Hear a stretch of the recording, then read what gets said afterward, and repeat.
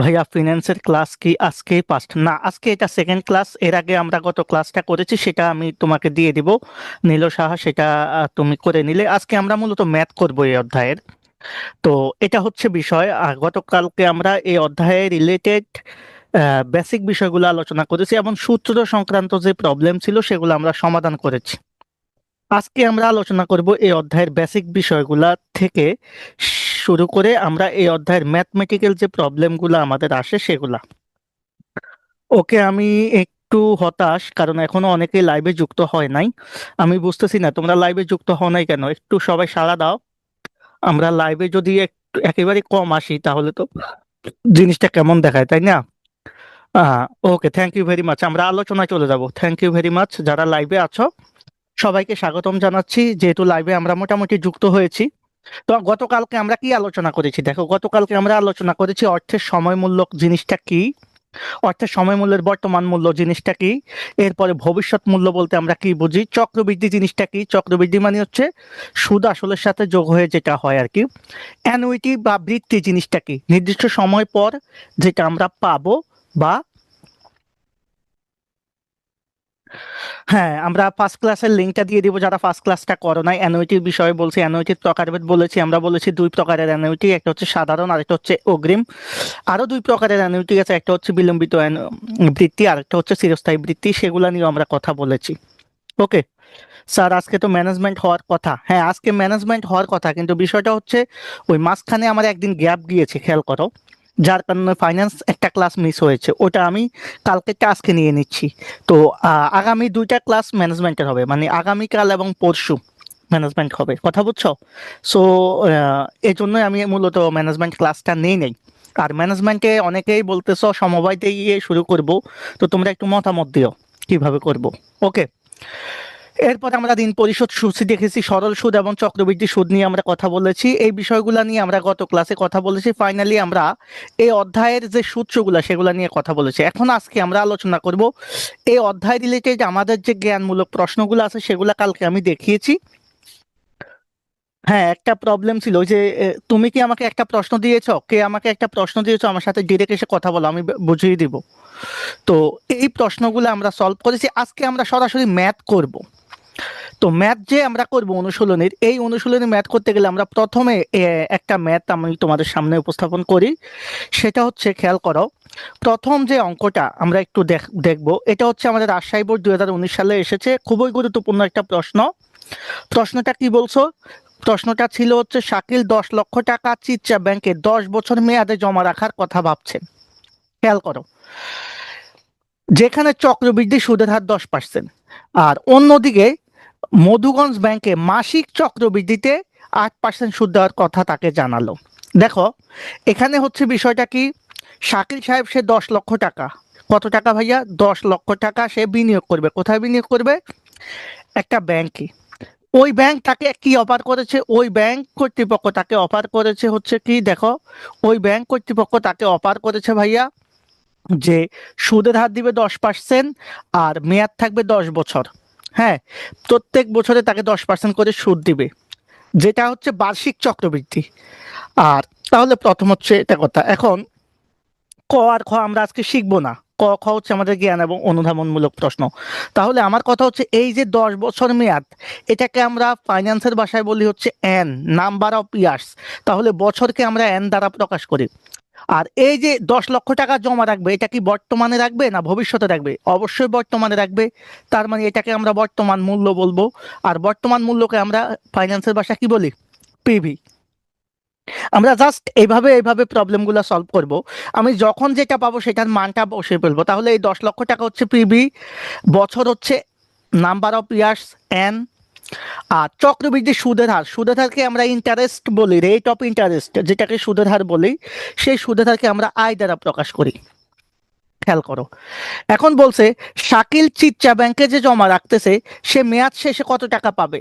তার মানে আমাদের এখানে কি কি দেওয়া আছে? আমাদের প্রেজেন্ট ভ্যালু দেওয়া আছে, বছর দেওয়া আছে, আর সুদের হার দেওয়া আছে। তো যদি কোনো অঙ্কে বর্তমান মূল্য দেওয়া থাকে, বছর দেওয়া থাকে, আর সুদের হার, এই তিনটা জিনিস দেওয়া থাকে, মাথায় রাখবা। সে অঙ্কে, হ্যাঁ প্রশ্ন বলো, প্রশ্ন বলো, আমাকে বলো, অথবা ডিরেক্ট আমাকে হোয়াটসঅ্যাপে নক করে, হোয়াটসঅ্যাপে বলতে আমরা যে জুম অ্যাপের লিঙ্ক দিয়েছি সেখানে নক করে কথা বলো, বা এখানে কমেন্ট করো, সমস্যা নাই। তাহলে কখনো যদি আমাদের প্রশ্নে, আমি আবারও বলছি, পিবি দেওয়া থাকে, নাম্বার অফ ইয়ার্স দেওয়া থাকে এবং ইন্টারেস্ট থাকে, অর্থাৎ পিবি মানে বর্তমান মূল্য, এন মানে হচ্ছে বছর, আর আই মানে সুদের হার, তখন মাথায় রাখবো আমাদেরকে অবশ্যই এফবি বের করতে হবে। কি বের করতে হবে? এফবি। এফবি বলতে ভাই কি, ফেস ভ্যালু না, ফিউচার ভ্যালু। ফিউচার ভ্যালু মানে হচ্ছে ভবিষ্যৎ মূল্য। তাহলে এই অঙ্কে আমরা ভবিষ্যৎ মূল্য বের করব কিভাবে? তো ফিউচার ভ্যালুর সূত্রটা আমরা সবাই জানি, এফবি সমান কি, PV into 1 + i whole to the power n, এই সূত্র। তাহলে এই সূত্র অনুসারে আমরা বসাবো। দেখো তাহলে আমরা প্রথমে এই অঙ্কে এখানে কি পেলাম, এখানে পিবি পেলাম। ভাইয়া পিবি কত টাকা? পিবি হচ্ছে ভাইয়া 10 লাখ টাকা, মানে বর্তমান মূল্য। পিবি বলতে আমরা কাকে বুঝবো ভাইয়া? বর্তমান মূল্য। ওকে। তারপরে হচ্ছে সিয়াম স্যার, লিঙ্কে ঢুকা যাচ্ছে না কেন? লিঙ্কে ঢুকা যাবে না, আমি আবার দিচ্ছি, দাঁড়াও। লিঙ্কে তো না যাওয়ার কোনো কথাই নেই। ওকে, আমি পিন করে দিচ্ছি লিঙ্কটা। কেন ঢুকা যাবে না? ওয়েট 1 মিনিট, পিন করে দিলাম, হ্যাঁ একটু দেখো। আর আমাদের আই মানে হচ্ছে রেট অফ ইন্টারেস্ট, এটা হচ্ছে সুদের হার। এখন 10% মানে কি জানো ভাইয়া? 10% মানে হচ্ছে আমাদের, 10% মানে হচ্ছে 100/10। 10% মানে কি ভাই? 100/10। তাহলে 10% মানে হচ্ছে 100/10। তাহলে এটাকে যদি আমরা দশমিকে নিই, তাহলে এই শূন্য এই শূন্য কাটা যাবে, 10/1 হবে। এই 10/1 আমরা বলতে পারি 0.10। তাহলে 10%কে আমরা 0.10 লিখতে পারি। কথা বুঝছো কিনা? আর বছর হচ্ছে 10। তাহলে আমরা ভবিষ্যৎ মূল্য বের করব চিটচা ব্যাংকে 10 বছর পর। এখন এই যে 10 লাখ টাকা জমা রাখছি, 10 বছর পর যদি সুদ তারা আমাকে 10% দেয়, তাহলে 10 বছর পর কত পাবো? তাহলে 1 + i, ওয়ান মানে ওয়ান, এক, আই মানে হচ্ছে 0.10 বা 1, আর এন মানে হচ্ছে 10, তাহলে 10 এটা বসালাম।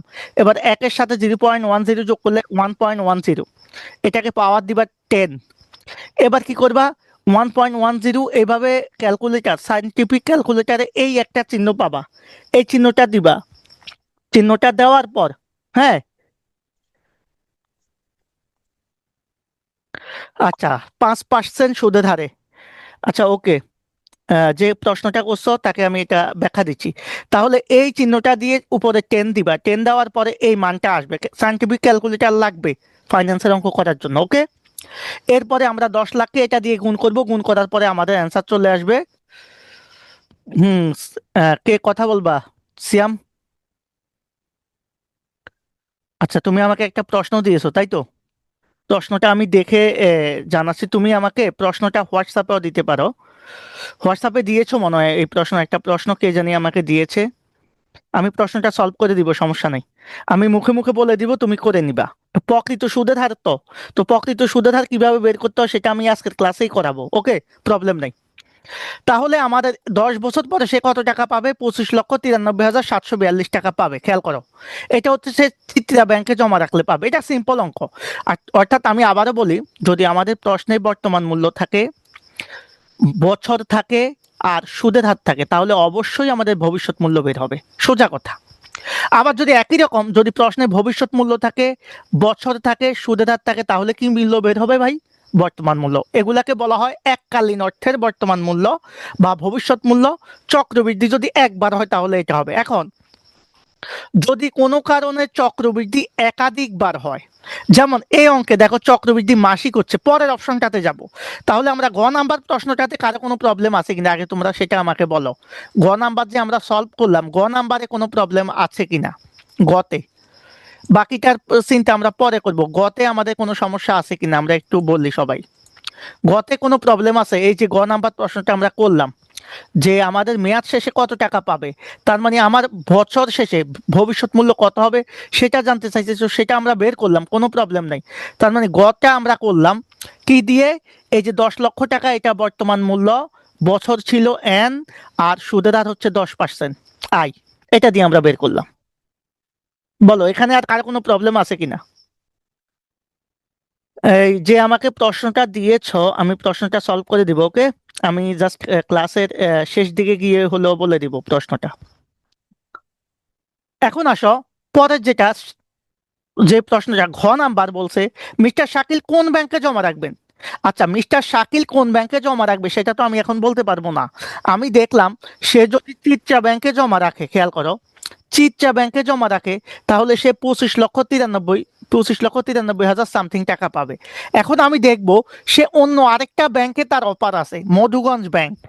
তো মধুগঞ্জ ব্যাংক তাকে কি করতেছে, একটা অফার করতেছে। কি অফার করতেছে ভাইয়া, একটু দেখো। অফারটা করতেছে যে আপনাকে আমি মাসিক চক্রবৃদ্ধি সুদ দিব, তবে সুদের হার কত পার্সেন্ট হবে এখানে, 8%। তার মানে এখানেও আমাদের পিবি কত, পিবি কত ভাইয়া, 10 লক্ষ। এন কত, 10 বছর। কিন্তু এখানে শুধুমাত্র সেখানে কি ছিল, সুদের হার 10% ছিল, আর এই ব্যাংকে সুদের হার ইন্টারেস্ট হবে 8%। বাকি সব সেম, বাকি সব সেম।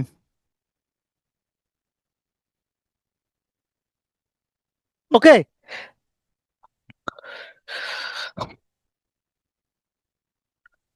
ওকে আমি দিচ্ছি।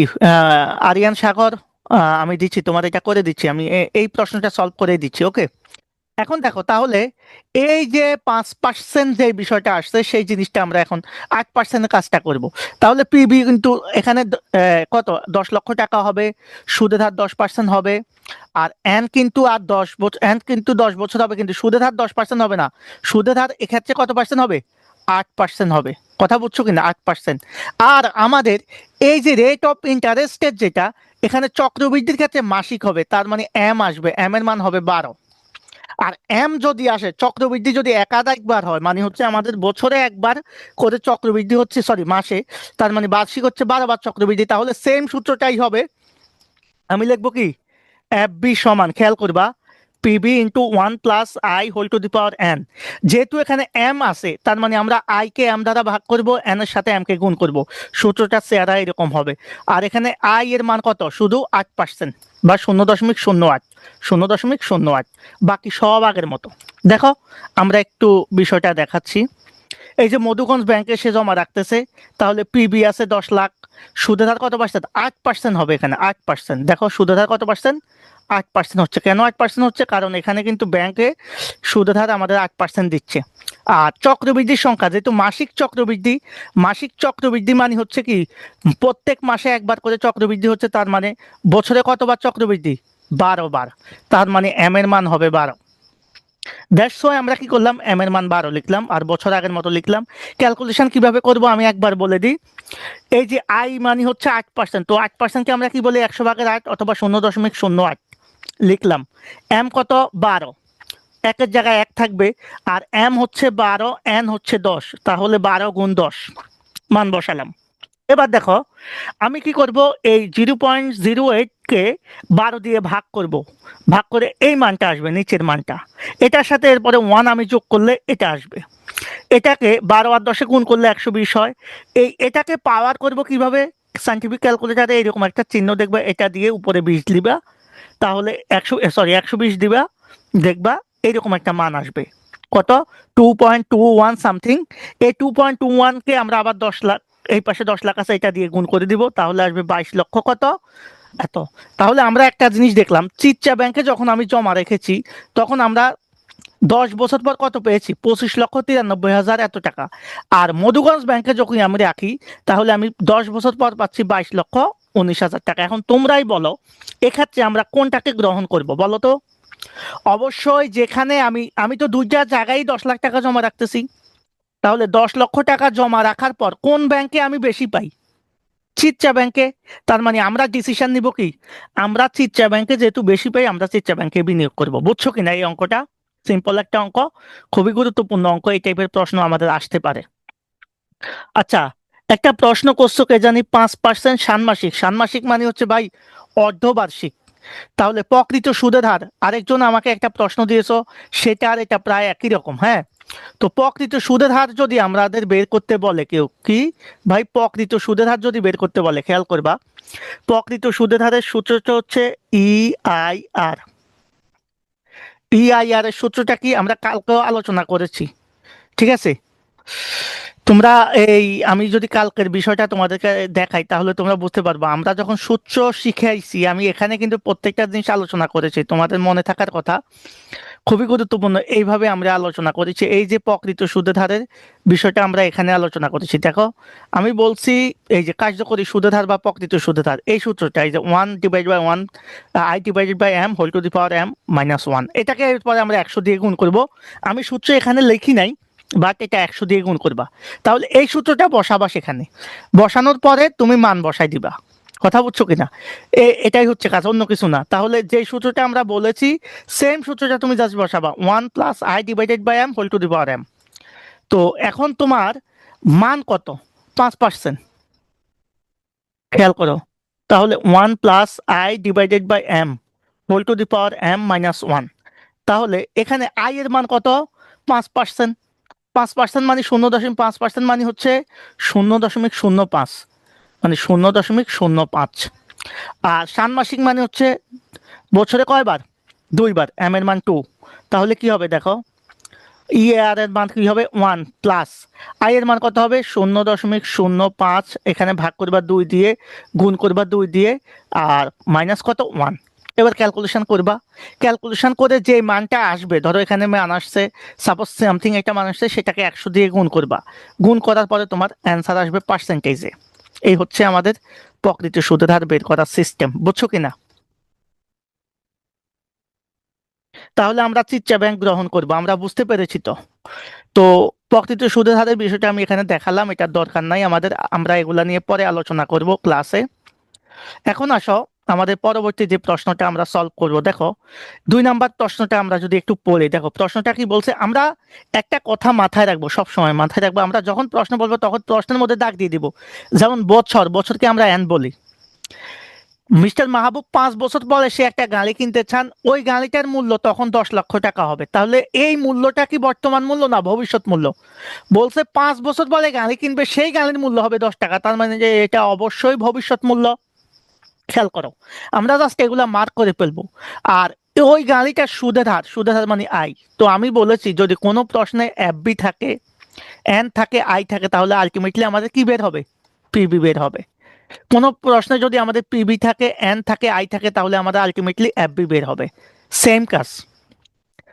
তো আমাদের গ নাম্বার প্রশ্নটা হচ্ছে হ্যাঁ ওই গাড়িটি ক্রয় করতে গ নাম্বার দেখো মোট কত টাকা জমা করতে হবে এটা নির্ণয় করতে বলছে এটা নির্ণয় না করলেও আমরা এটা নির্ণয় করব তো আসো আমরা ওই গাড়িটা ক্রয় করতে কি করব আমাদের মানগুলা তো আমরা জানি তাহলে আমাদের বছর কত দেখো আমাদের বছর হচ্ছে ভাইয়া 5 বছর আর 5 বছর পরে আমার 10 লাখ টাকা দরকার এটা হচ্ছে ভবিষ্যৎ মূল্য আর সুদের হার কত পার্সেন্ট 12% মানে 0.12 আমার বের করতে হবে বর্তমান মূল্য তো আমরা একটু আগে ভবিষ্যৎ মূল্যের এককালীন যে সূত্রটা দেখেছি দেখো সেটা কি ছিল পিবি ইন্টু 1 + I(n) এটাকে জাস্ট পক্ষান্তর করে দাও পিবিটাকে এই পাশে নিয়ে আসো এফবিটাকে ওই পাশে নিয়ে যাও জাস্ট 1 + I(n) হয়ে যায় এখান থেকেই কিন্তু আমরা এই সূত্রটা বের করেছি সূত্র তোমার মুখস্থ করার দরকার নাই কথা বুঝছো কিনা সূত্র আমরা মুখস্থ করবো না একটা সূত্র থেকে আমি আরেকটা সূত্র বানাবো এখন আমাদের এফবি এর মান 10 লাখ ওয়ানের জায়গায় 1 থাকলো পিবি এর আই এর মান হচ্ছে 0.10 তো 0.12কে 1-এর সাথে যোগ করলে কত হয় 1.12 এটার উপর পাওয়ার আছে 5 ক্যালকুলেশন করলে এত আসবে এটাকে 10 লাখকে এটা দিয়ে ভাগ করলে আমরা পাবো 5,67,426.85 টাকা বা 427 টাকা এটাই হচ্ছে বর্তমানে আমাকে কি করতে হবে এত টাকা জমা রাখতে হবে এখন যদি আমি এই 5,67,427 টাকা জমা রাখি তো ওই ব্যাংকে 12% সুদে 5 বছর পর আমি কত পাবো 10 লাখ টাকা পাবো এটাই হচ্ছে এটার মেইন কথা এখন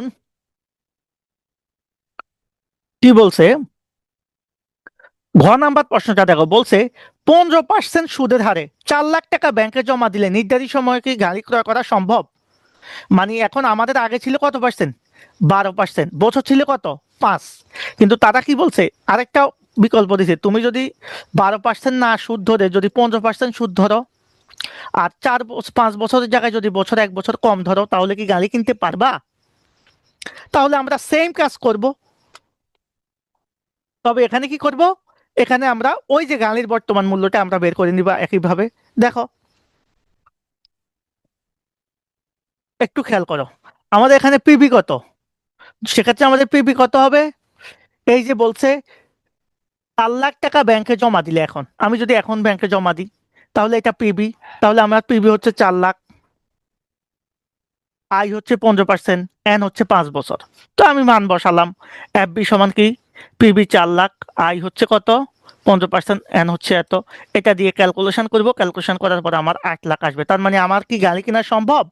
গাড়ি কেনা আমার সম্ভব না, কারণ আমার গাড়ি কিনতে লাগবে কত টাকা ভাই? 10 লাখ টাকা। কথা বুঝছো কিনা? আর ওই 10 লাখ টাকা পাওয়ার জন্য আমাকে বর্তমানে জমা রাখতে হবে কত? 5,67,427 টাকা। এটা হচ্ছে আমার কত, কত নাম্বার? ঘ নাম্বার। আর ঘ নাম্বারে বলছে যদি তুমি এই 10 লাখ টাকা পাইতে চাও, সেক্ষেত্রে যদি তোমার সুদের হার 12%-এর জায়গায় 15% হয়, বছর কিন্তু 1 বছর যদি কমে, তাহলে কি তুমি সম্ভব হবে কেনার জন্য? পরে আমরা দেখলাম, আমরা যদি এখন 4 লাখ টাকা জমা দিই আর সুদের হার যদি 15%ও ধরি, বছর যদি আমরা 4 বছর ধরি, হ্যাঁ, তাহলে কিন্তু আমাদের কেনা সম্ভব হবে না। ওকে, এই হচ্ছে বিষয়। Thank you very much. এবার আমাদের পরবর্তী প্রশ্ন, এই প্রশ্নগুলো কিন্তু খুবই গুরুত্বপূর্ণ প্রশ্ন ভাই। আমি এগুলা কেন করাচ্ছি জানেন? এগুলা এই জন্যই করাচ্ছি যে এই প্রশ্নগুলা একবার পারলে তোমাদের আর কোনো প্রবলেম হবে না। দেখি আমাদের কত মিনিট হয়েছে। তোমরা যদি যারা লাইভে আছো, এই প্রশ্নগুলো তোমাদেরকে এভাবে ধরে ধরে কেউ সলভ করাবে না ভাই, আমি সলভ করাচ্ছি। এটা কিন্তু একটা সহজ বিষয় না।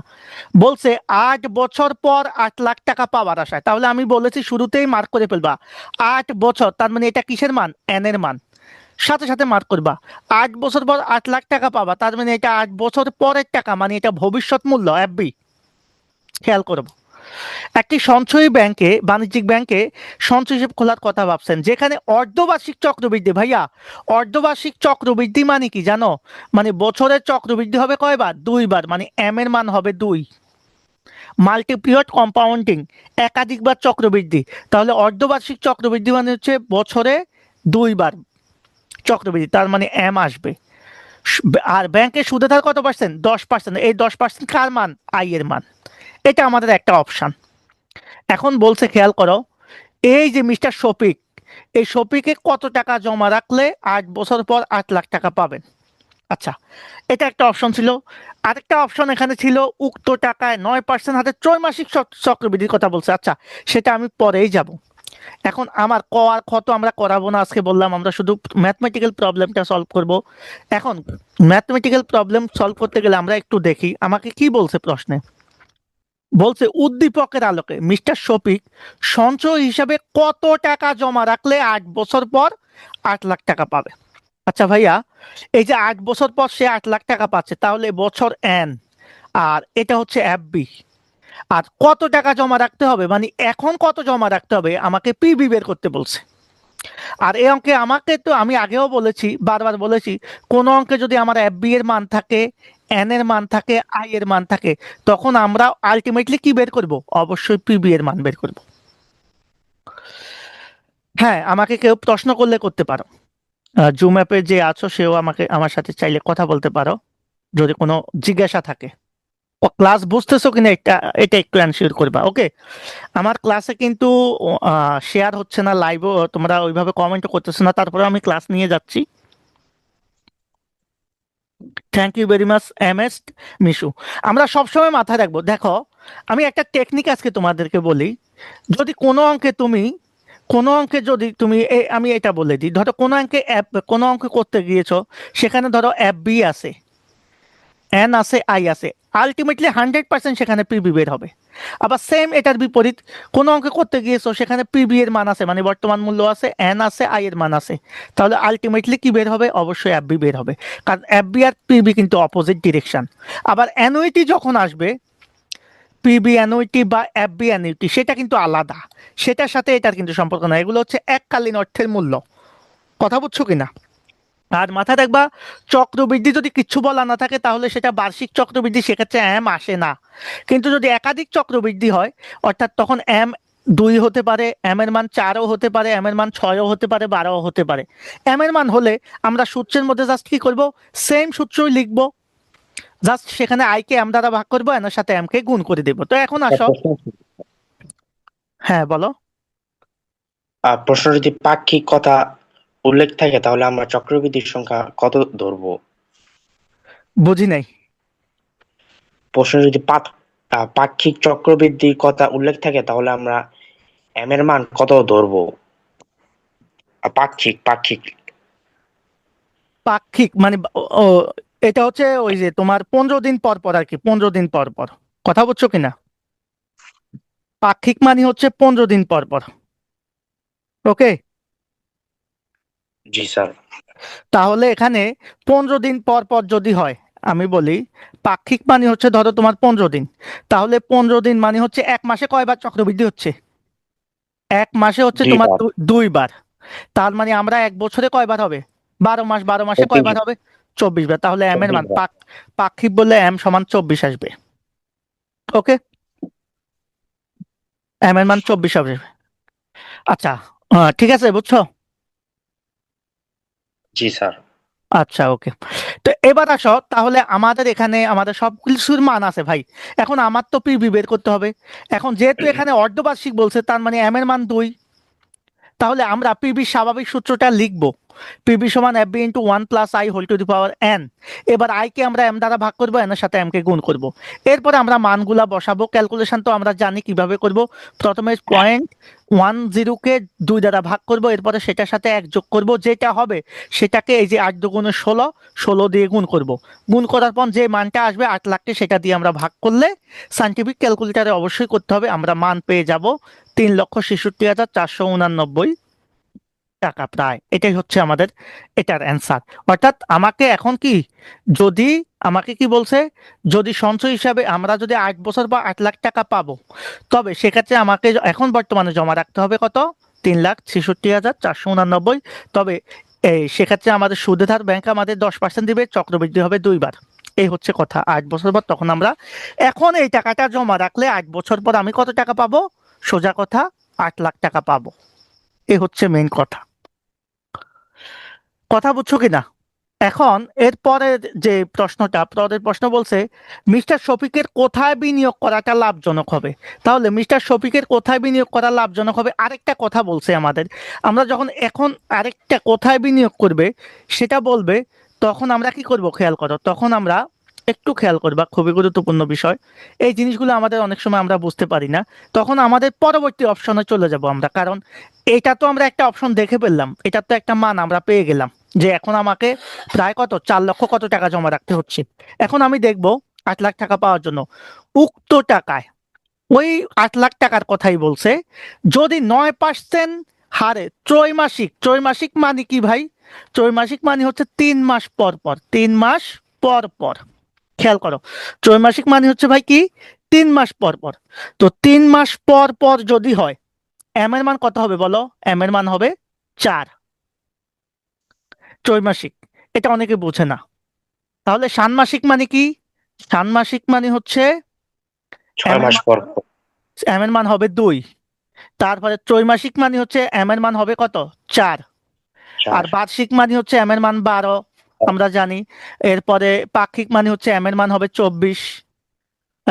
এরপরে যদি আমরা দৈনিক বলি তাহলে এম এর মান 365 লিখবো তখন। ওকে, এইভাবে আমরা এম এর মান বিভিন্ন রকম আসতে পারে, কোনো প্রবলেম নাই, আমরা আমি সেভাবেই করব। ফাইন্যান্সে বইতে দেখেছিলাম এম এর মান 365 হিসেবে ধরেছে আর কি।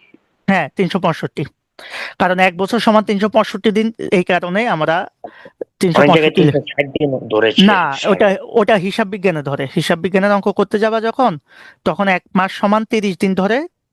হ্যাঁ, আর 1 বছর সমান 360 দিন ধরে। বুঝছো? অ্যাকাউন্টিং এর অঙ্ক করতে গেলে 365 দিন কম ধরে। ফাইন্যান্সে কিন্তু সুদ, ফাইন্যান্স মানে হচ্ছে সুদের কারবার, এই কারণে ওরা একদিনও মিস করে না। কথা বুঝছো কিনা?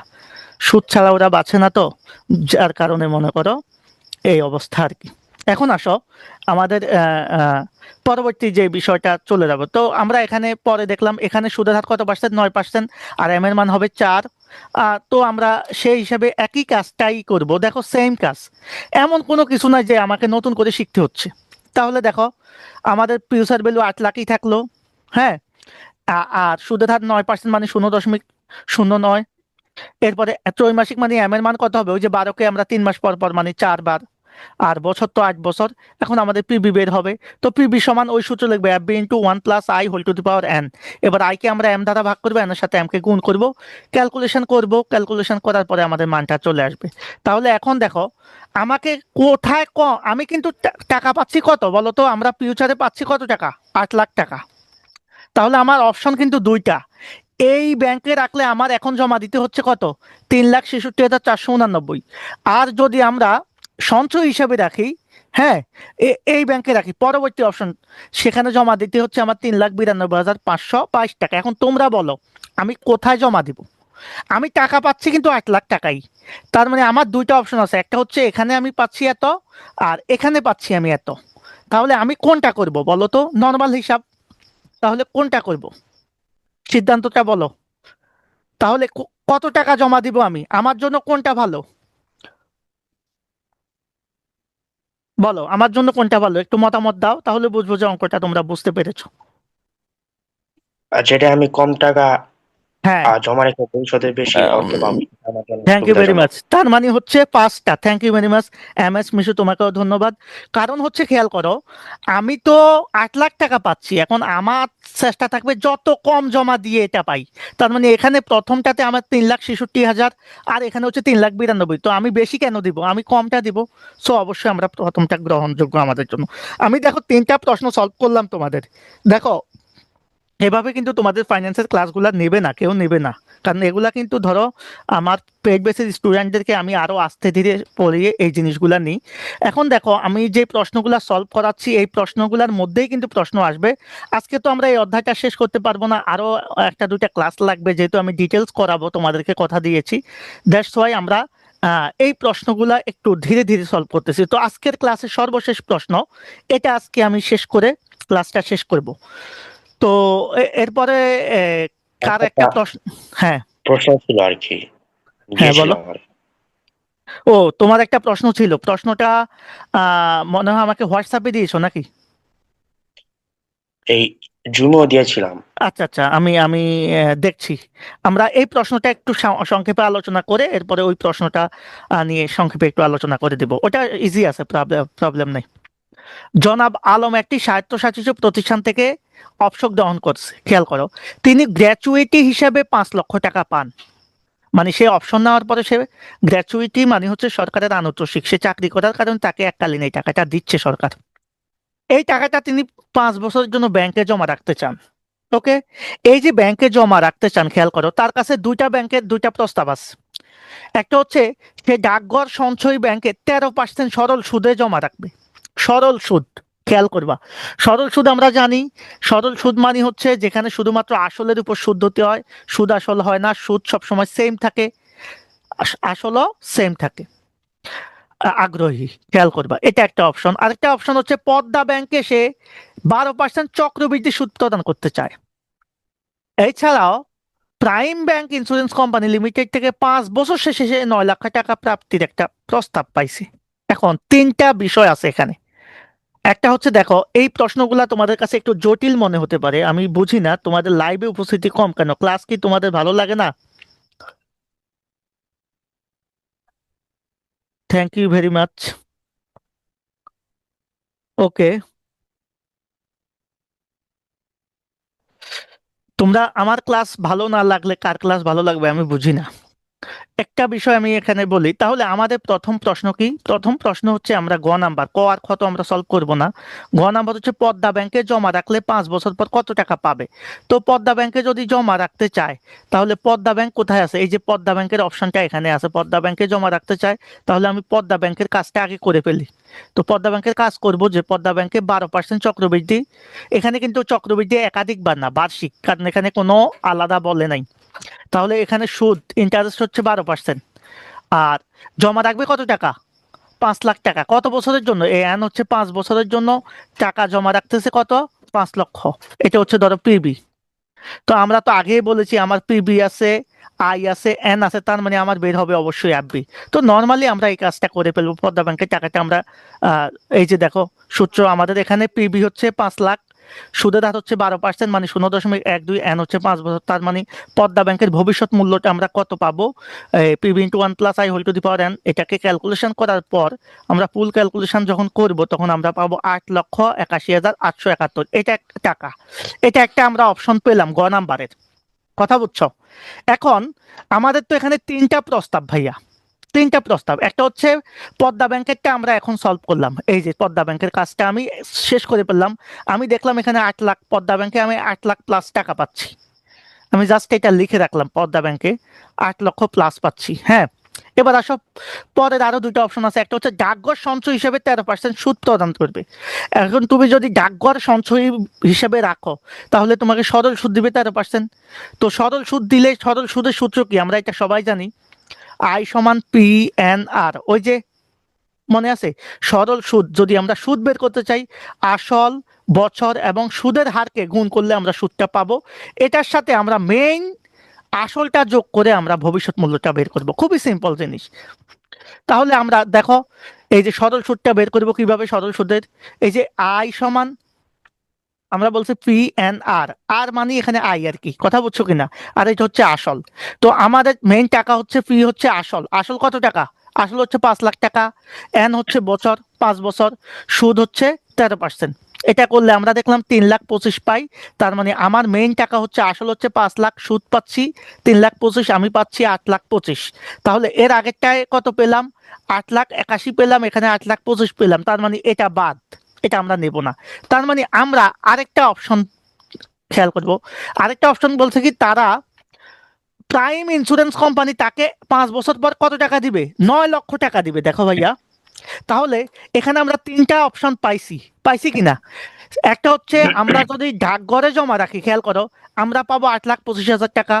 পদ্মা ব্যাংকে জমা রাখলে আমরা পাবো 8,81,171 টাকা। আর প্রাইম ইন্স্যুরেন্সে জমা রাখলে আমরা পাবো কত টাকা, 9 লক্ষ টাকা। তাহলে আমি কোন প্রস্তাবটা গ্রহণ করব, অবশ্যই অবশ্যই আমি তৃতীয়টা গ্রহণ করব, কারণ আমার তো বেশি, আমি এখন 5 লাখ টাকা জমা রেখে ভবিষ্যতে যেখানে বেশি পাবো আমি সেখানেই বিনিয়োগ করব। তাহলে আমরা এখানে সরল সুদের একটা অঙ্ক দেখলাম, এই অঙ্কটা খুবই গুরুত্বপূর্ণ, খুবই গুরুত্বপূর্ণ একটা অঙ্ক। এটা সম্মিলিত বোর্ড 2018 সালে এসেছে। এই প্রশ্নগুলো কেন সলভ করাচ্ছি, কারণ এগুলো তোমাদের জন্য আসলে গুরুত্বপূর্ণ অঙ্ক।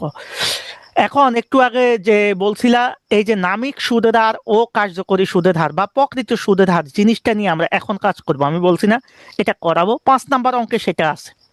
তো আমি অন্য কিছু করাবো না, আমি জাস্ট নামিক সুদের হারটা তোমাদেরকে একটু দেখাবো। খেয়াল করো, আমরা যদি প্রশ্নটা পড়ি, নাহিদ 5 বছর পর একটি মোটর সাইকেল কিনবে। 5 বছর পর মোটর সাইকেলের বাজার মূল্য হবে 1.5 লাখ টাকা, মানে এটা 5 বছর পরের ভবিষ্যৎ মূল্য, আর বছর হচ্ছে এন। আর তার বাবা এই লক্ষ্যে সোনালী ব্যাংকে 70,000 টাকা এখন জমা রাখতে চায়। সোনালী ব্যাংক তাকে কত পার্সেন্ট সুদ দিবে, 12% সুদ দিবে। তাহলে এই যে তার বাবা জমা রাখতে চায় এখন হচ্ছে মনে করো 70,000 টাকা, এটা পিবি, আর সুদ দিবে এটা হচ্ছে আই। আর মাসিক ভিত্তিতে যেহেতু চক্রবৃদ্ধিকরণ করা হচ্ছে, তার মানে এম হচ্ছে 12। ওকে, এখন প্রশ্ন তোমাকে বলছে উদ্দীপকের আলোকে কার্যকরী সুদের হার। ভাই, কার্যকরী সুদের হার মানে হচ্ছে প্রকৃত সুদের হার। এটা সূত্র কি, এটা সূত্র হচ্ছে EIR বা EAR সমান 1+I/M^m-1। এই এম মানে কি, এম মানে হচ্ছে আমার চক্রবৃদ্ধি সংখ্যা, এই যে এম এর মান 12, আর আই মানে হচ্ছে আমার সুদের হার।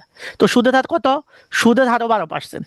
তার মানে এই অঙ্কটা আমরা খুব সিম্পলি করে ফেলতে পারবো। আমাদের এখানে ধরো, এখানে আমাদের আই এর মান কত, 12%। 12%কে আমরা কত লিখবো, 0.12। আর এম এর মান কত, যেহেতু মাসিক চক্রবৃদ্ধি 12, তাহলে আমাদের সূত্রটা কি, 1+I/M^m-1। তাহলে 1-এর জায়গায় 1 থাকবো, আই হচ্ছে 0.12, এটা বসালাম। এম এর মান কত, 12, whole to the power M, M এর মান 12। বসানোর পরে আমরা ক্যালকুলেশন করবো, -1 দিব। এখন দেখো এই 0.12 কে 12 দ্বারা ভাগ করব, কত আসে?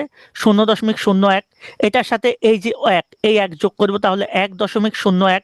এটাকে হোল টু দি পাওয়ার 12 করব, আসে 1.12 এত। এখান থেকে 1 মাইনাস করব, আসে 0.1268। এটাকে আমরা এবার কি করব? 100 দিয়ে গুণ করে দিব, তাহলে আসে 12.65%। এখানে মেইন বিষয়টা কি আমি একটু ক্লিয়ার করি। আমাদের অ্যাকচুয়ালি সুদের হার কত পার্সেন্ট ছিল বলো তো? 12%। এটা হচ্ছে আমাদের নামিক সুদের হার, এটাকে বলা হয় নামিক সুদের হার। আমাদের আহ, আসলে অ্যাকচুয়ালি যত সুদের হার লেখা থাকে আর কি সেটা। কিন্তু দেখো চক্রবৃদ্ধি যখন তোমার একবার হবে, তখন কিন্তু তোমার এই কার্যকরী সুদের হারও 12% হবে। কিন্তু এখানে চক্রবৃদ্ধি কয়বার হয়েছে ভাইয়া? চক্রবৃদ্ধি এখানে হয়েছে 12 বার। যেই কারণে তোমার কার্যকরী সুদের হার বা প্রকৃত সুদের হার বেড়ে গেছে, কারণ সেখানে কত পার্সেন্ট হয়ে গেছে? এই 12 বার চক্রবৃদ্ধির কারণে সুদের হার 12% থেকে বেড়ে সুদের হার হয়ে গেছে 12.68%। এটাকেই বলে প্রকৃত সুদের হার। তুমি আমাকে যে প্রশ্নটা দিয়েছ, সেই প্রশ্নটা সেম জিনিস। ওখানে তোমার প্রশ্নটাতে কি ছিল আমি একটু 1 মিনিট দেখে নিচ্ছি। প্রশ্নটা ছিল এরকম, আমি যদি ভুল না করে থাকি, খেয়াল করো প্রশ্নটা, আমি একটু বের করছি, 1 মিনিট। প্রশ্ন ছিল জনাব নীল 12 লক্ষ টাকা বিনিয়োগ করছে, আচ্ছা যাই হোক এগুলা লাগবে না। বলছে তিনি ব্যাংকের স্থায়ী হিসাবে জমা রাখলে 5 বছর পর 17 লাখ টাকা পাবে, তার সুযোগ ব্যয় হচ্ছে কত? 11%। এখন এখানে বলছে যেটা, সেখানে বলছে কার্যকরী সুদের হার নির্ণয় করো। তো কার্যকরী সুদের হার যদি আমরা নির্ণয় করতে চাই, আমরা এখানে দেখব যে এখানে চক্রবৃদ্ধিটা কয়বার হয়েছে। এই যে এখানে বলছে তিনি সঞ্চয়পত্র ক্রয় করলো 5 বছর পর্যন্ত, তাহলে বছর হচ্ছে কত? তোমার যে অঙ্কটা তো এখানে নাই, আমি দেখাতে পারতেছি না। তোমার অঙ্কটাতে সঞ্চয়পত্র ক্রয় করেছে যত টাকা, সেখানে খেয়াল করো তোমার অঙ্কের মধ্যে সুদের হার সঞ্চয়পত্র ক্রয় করছে 12 লক্ষ টাকা জমা আছে, আর ক্রয় করছে 5 বছর, তার মানে তোমার এন ছিল 5। আর চক্রবৃদ্ধি হচ্ছে মাসিক, তাহলে এম এর মান কত? 12। ওকে, এই দুটা দিয়ে আমরা প্রকৃত সুদের হার বের করবো, EIR। তাহলে কি হবে? 1+i/m whole to the power m-1। তাহলে তুমি কি করবা? 1+i এর মান কত? আই হচ্ছে আমাদের কত বলো? সুদের হার কত পার্সেন্ট? সুদের হার হচ্ছে আমাদের ইন্টারেস্ট হচ্ছে আমাদের ওখানে 11%, সুযোগ ব্যয় লেখা আছে 11%, প্রশ্নে পাবা এটাই সুদের হার। তাহলে 11% হলে কত হবে? 0.11। আর এম এর মান কত ভাই? এম এর মান হচ্ছে 12। এটাকে ভাগ করবা 12 দিয়ে, মাইনাস করবা 1। এরপরে যেটা আসবে ক্যালকুলেশনের পরে সেটাকে 100 দিয়ে কি করবা? গুণ করবা, অ্যান্সার পেয়ে যাবা। বুঝতে পেরেছো তোমার প্রশ্নের উত্তর? তো আজকের ক্লাসে আমি প্রকৃত সুদের হার পর্যন্ত আমরা টোটাল 5টা অঙ্ক করেছি। হুম।